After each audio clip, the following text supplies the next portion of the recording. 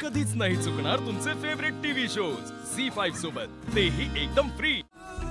पारू,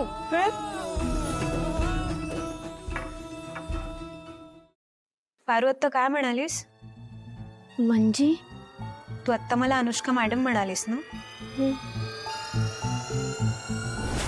परत नाही म्हणायचं, मला फक्त अनुष्का म्हणायचं, ठीक आहे?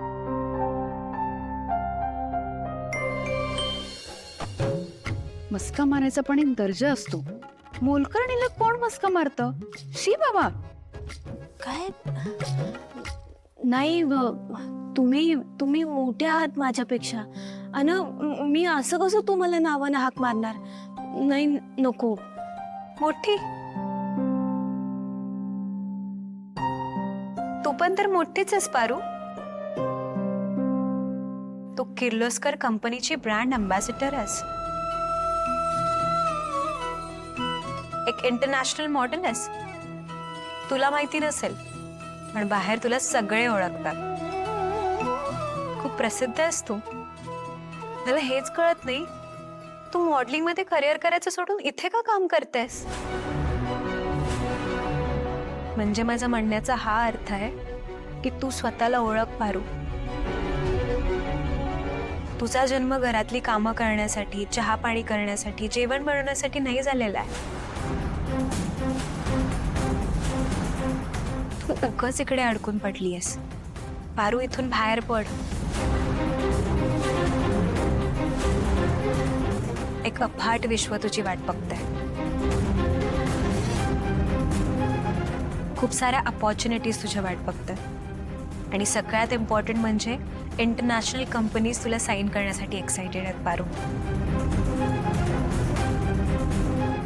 मला मनापासून एवढंच वाटतं की तू इथून बाहेर पडावंस आणि स्वतःच्या करिअरचा विचार करावास. अनुष्का, काय बोलतेस तू? कळतंय तुला? पारू इकडे अडकून पडली म्हणजे? मॅम, मी खरंच सांगतेय, पारूमध्ये खूप टॅलेंट आहे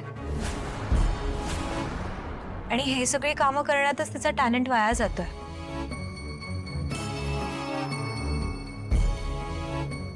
मी तुम्हाला एक खरं सांगू का?